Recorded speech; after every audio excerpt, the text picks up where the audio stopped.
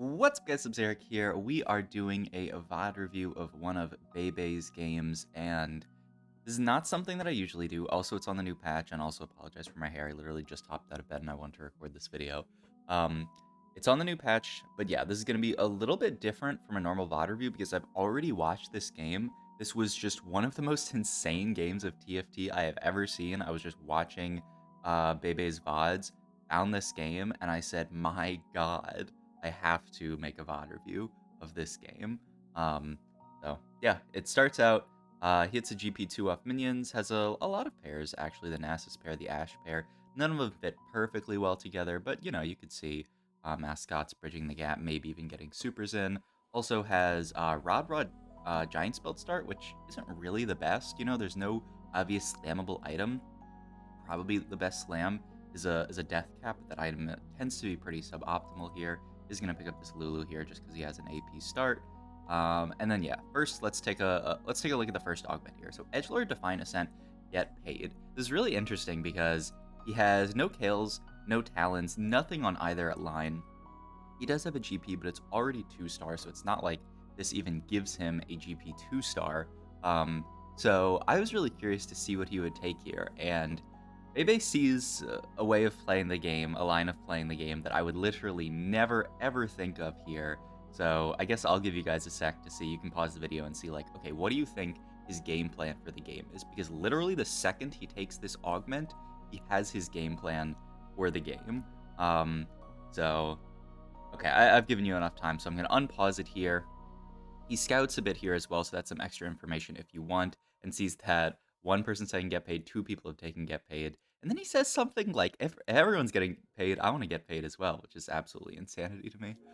Because, you know, you would think everyone's taking get paid, they're all going to be artificially spiking their boards. Get paid would actually get worse, but he goes for it. Okay, so this is his board setup. He hits a Wukong 2 and a random Rel, and he luckily actually fights someone who's turbo weak, so he actually gets to basically stomp this player, which is really nice. Farms maybe 1 or 2 gold. Yeah, farms a gold, very nice. Gets to pick up his entire shop. So yeah, a decent opener, but obviously nothing too insane yet. Finds a Lulu in his shop, and then I believe it's here where the magic happens. Buys out the shop and then rolls at level 3. Finds a gangplank, makes gangplank 2, of course, and then levels to 4 to field 2 gangplanks. I mean, like this guy breaks all the rules of TFT. So many people would say you're literally never supposed to roll on stage 2. There are very many challenger players who I think definitely play by that rule set, but he just says we're gonna send it, and finds another GP, then finds another GP in shop, and so he says at this point, fuck it, I'm going to start rolling for GP3, rolls twice in each shop, or maybe thrice there. In each shop, there's a GP, so now he has a GP3 at 2-3. This is just a line that I literally don't think anyone would ever, like, okay, obviously some people would take it, but I think it's a line that, like, a very small percentage of the TFT population would take. Actually actively rolling at 2-2 and 2-3 to hit this GP3 spike. I think this just like shows the strength of Bebe as a player, and also like why he plays very well with these like econ augments that require him to win streak. You know, like the Bebe level is obviously very iconic. He goes for Cloak here, of course. This is for Ionic Spark. There's basically no other option that seemed reasonable in this spot. So Ionic Spark, of course, you want to get items onto your GP in this position.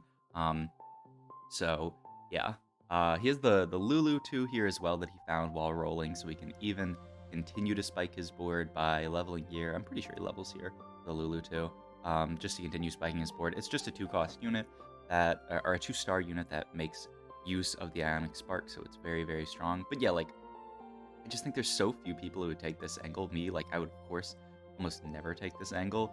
But, I mean, in hindsight, looking at it, it looks so good. Like, his game is actually just set from here. He has a GP3. He can win streak the entire stage.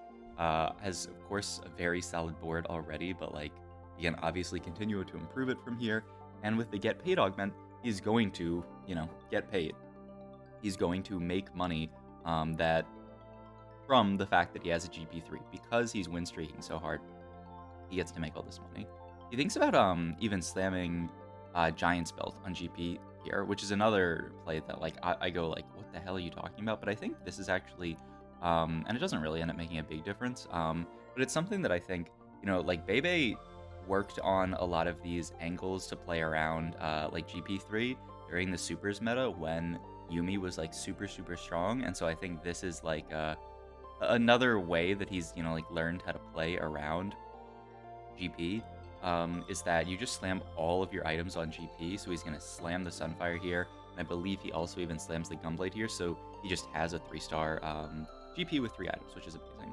It's a Lee Sin 2 here. Obviously, it's stronger than the Annie. He thinks about putting the Annie in for a second, but also the item isn't very good. It was Shroud, I think, which, like just doesn't do that much early. So we can level for a Lee Sin here, and now he's a Lee Sin 2 on the board, which also gets Heart in, which is a really nice synergy when you have a very tanky front line.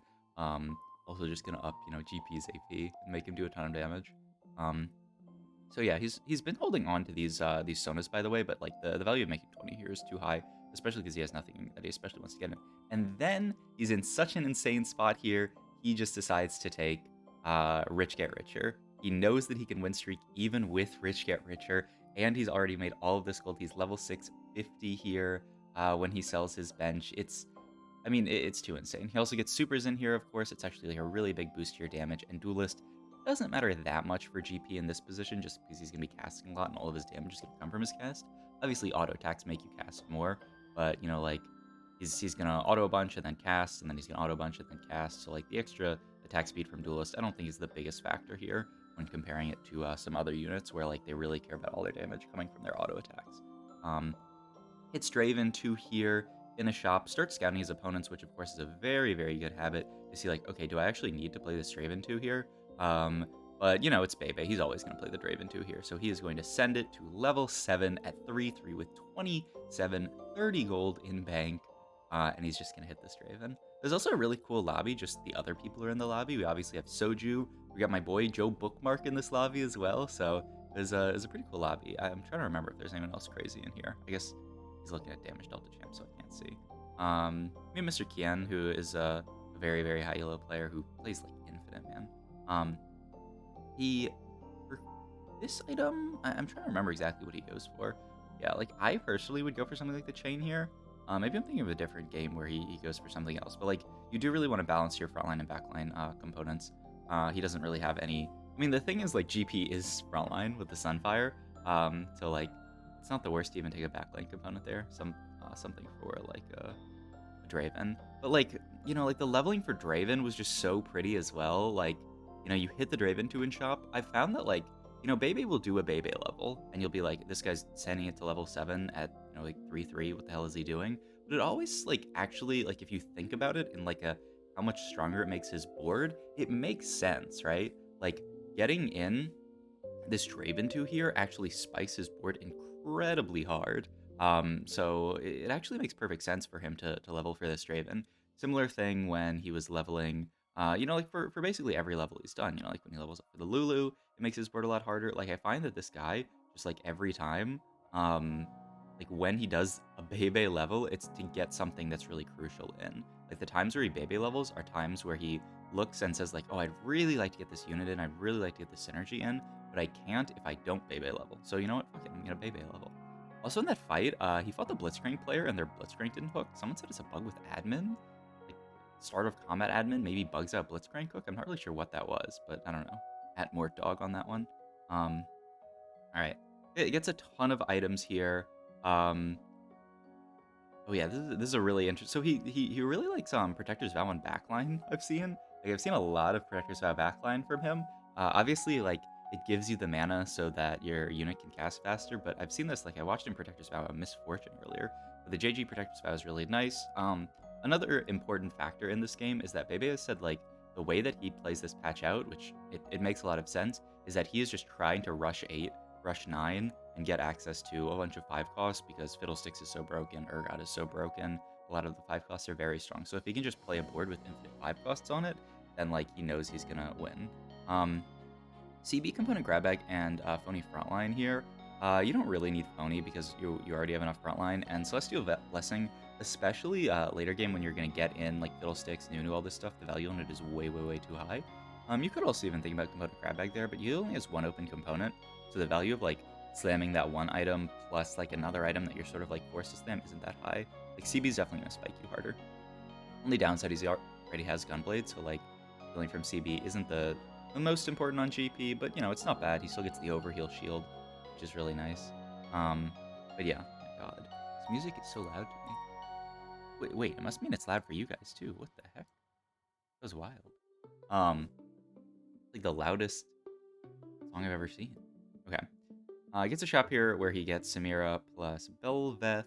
Obviously, you can't play the Samira yet. She's much weaker than the Draven, so he's just going to chill on this board for a sec. Where's the Alistar that you could think about getting in? Oh, there's even... I was surprised here that he actually doesn't play Sejuani over Rammus, but maybe, like... I don't know, Rammus actually died there before casting. But, you know, like, obviously getting Brawler in for a 2-star, like, Lee Sin makes a lot of sense. This is actually his first loss at 4-3 to Soju's board, where he's spiked incredibly hard on a 3-star Galio with Justice Punch, which is... I don't know, this game was just absolute insanity. But, you know, it's all good. He's still in a very good spot. He has the Cloak, so thinking about what item to make out of that. I believe he ends up going for a Q-Cone here, which is hilarious. I mean, I think it's definitely the best item you can take in this spot. With the JG already built, with the fact that you have... that you know you're going to play around multiple AP carries, it actually seems like quite strong. The Q-Cone actually, like... and by Q-Cone, I mean Chalice of Power, if you're not in the TFT memes knowing. But it's actually, like, emerged as, like, a pretty solid item this patch and last patch for units like Viego, and, like, in this situation, like, a lot of the 5 costs. So, like, obviously, you know, he's cruising at this point. His board is incredibly strong, and he's just looking to go fast 9. He's level 8 with 100 gold at 4-5. Like, I don't even know what to say. His spot is actually just illegal. And he's holding onto this Alistar, which makes a lot of sense. Allows you to cap out the board a lot higher late game, just because he's a unit that fits in so well with a lot of the 5-cost units, right? If he's playing around like a Felios, Nunu, Leona, then Alistar works perfectly to bridge all those synergies. So that's like the only unit that he's really thinking about holding. He also does his, you know, like fast Bebe swaps at the end. Fights me Mr. Kian's board, and Kian's going a Yuumi reroll comp, which I know he was vocal on Twitter about the fact that, you know, like he really loves Yuumi reroll, but he loses infinite LP playing it. And this looks like another game where that exact same thing might happen. So it's interesting. Bebe even holds onto the Vi here. But yeah, he's going to start like pre-transitioning his board just to make things a little bit easier on himself, just because he can go 9 here and still have like infinite gold left over, basically. I think he gets to actually just pre-level up to 9 here, yeah, without spending any gold. And it looks for item here. Oh, and I love this, the fact that he immediately takes the item for Gunblade. I mean, Gunblade is obviously good, but the big thing is he wants to have as much time as possible to transition. So this is on 2x speed, of course, but this is the Bebe pivot, finds a Fiddlesticks 2, finds just an Aphelios 1. He actually doesn't hit like incredibly hard. He's going to Chalice here, Gunblade on Fiddlesticks, and then Protector's Vow. Just anyone, really. I think I like the Protector's Vow on Leona, but he just ends up putting it on Forgot just to have it down. But like, look at how much work this Fiddle does. 5k damage, and he's like full HP by the end of the fight. It's actual insanity. And he gets to keep in Gangplank to continue getting paid. It's a Janna here. I think, is it windy this game? Yeah, it is windy this game. So that's also like incredibly good. And now he's hit like close to the version of his board that he's gonna end up playing. Gets the Mordekaiser in literally just for some more shred, you know, like in case the Ionic isn't hitting everyone, and also just to kill units. I've seen a few people actually just like play this Mordekaiser unit, not even necessarily for the shred, but just as like a more capped late game board. This is against Soju again with the Galio 3, but I'm pretty sure the Fiddlesticks is too strong. It's a really close fight, but Fiddle plus Nunu, yeah, does way too much damage, and he ends up beating Soju here. But yeah, he's literally 50 gold with an insanely capped board. He continues to roll, because that's just, I don't know, Bebe loves rolling in situations like these where I would personally think like you don't even have to roll that much because your board's that strong, you can just read it out. But he just likes hitting all the units and immediately spiking his board, which, I mean, makes sense. He wants to, you know, preserve HP, I guess. It's 78. But yeah, I mean, this Fiddlesticks is just a monster, shredding through the entire team. He's also got all these extra 5 costs doing a little bit of damage. Nunu, Urgot. Like, if you look at the damage chart, it's a whole team effort. Each unit is adding some damage to the team. Um, this is, I mean, you're probably not gonna be able to guess what Bebe takes off Carousel here. Actually, it's pretty reasonable for him to take the Aphelios with Duelist Mat to connect with the GP, give Duelist to Aphelios, which is really good. What you're not gonna be able to predict is that he's gonna take out his Aphelios 2-star and put in the Aphelios 1-star, just so we can try to look for Aphelios 3, which is quite a flex from Bebe, but all good. But yeah, like the big thing is, he keeps talking about in this VOD, like he's trying to play for like 3-star 5 costs, but he doesn't actually like econ up that hard. But yeah, I think this is just like something weird about how Bebe plays. Like I've literally seen him do this. Like I was watching Summit and he did a very similar thing where like, he was looking for like a 3-star set and he just rolls down all of his gold to 0. I'm not sure exactly why he does it, so yeah. But Soju ends up going out in 5th. Kian ends up going out in 6th. And so now it's Joe Bookmark, Deoxys, and Snap in the top 4. And Bebe is 78 HP. He is literally almost 50 HP higher than 2nd place. And his board is by far the strongest in the entire lobby, just because he gets to play this 5-cost soup of a board. What do people call it? Bill Gates comp? They call it, what's the name of the player? Any knowers in YouTube comments who remember the name of the player? There's like Piba, I think, is who this comp is named after. Who like that's like before my time in TFT. I have no clue who Piba is. I think I've played like once or twice with him in like game, but like he's not like a very high elo player anymore. But at this point, maybe as literally just farming content. Obviously, like a last item for Fiddlesticks would be really good here. He ends up even going for another Q cone, which is also very, very strong. I'm actually surprised he doesn't go Guardbreaker Fiddle here, now that I think about it. But maybe he just thinks there's not enough shields in the meta currently. This Guardbreaker item I feel like has fallen a little bit out of favor now that not everyone's playing set. But against this board, how many shields are there? There's literally just Echo Shield, huh? So like Guardbreaker, I feel like doesn't really do that much in this matchup. So maybe that's the idea. He just doesn't really care too much for Guardbreaker. But yeah, he's looking for as many 3-star 5 costs as he can. But yeah, like you see this like rolling down to 0 every round. Like it's so interesting because it's like obviously harder for him to hit. But then, like he hits a double Janna shop here. The problem is, of course, that Deoxys has, I think, 2 Jannas held. He's holding 2 Jannas.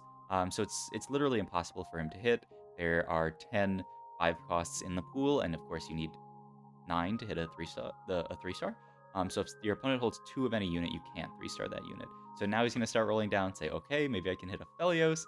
Looks at this person's board, and they're holding 1 Aphelios, I believe. I don't think they're holding 2, but obviously it gets a lot harder if they hold 1, because then you have to find literally every Aphelios in the pool. Last fight, he also positioned to intentionally lose the fight so that he could keep the game going.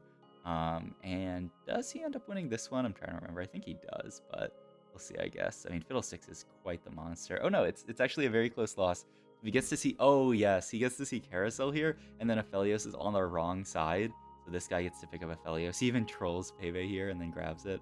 So he's gonna go for the declaw here, but it's just he's too far off of everything. He's not gonna be able to hit Aphelios here. He's not gonna be able to hit Leona here. So the only option would be to start selling board and looking for like Nunu 3, which he does have a lot of golds, but he also does like want to win. He also pivots out of the GP finally and the items onto Nunu, which was always the idea. Like obviously the Sunfire Ionic is really, really good on Nunu, and then at this point he just stomps the fight with his items moved over. So an absolutely insane game from Bebe, like one of the most insane games of TFT that I have ever seen. I hope you guys enjoyed this video. If you did, please interact with it in some way, like, comment, and subscribe. And then also check out all my links down below to my Twitch where I go live, to my Metafy where I do coaching, to my Discord where you can hang out with other people in my community. And I'll catch you guys in the next one. Bye.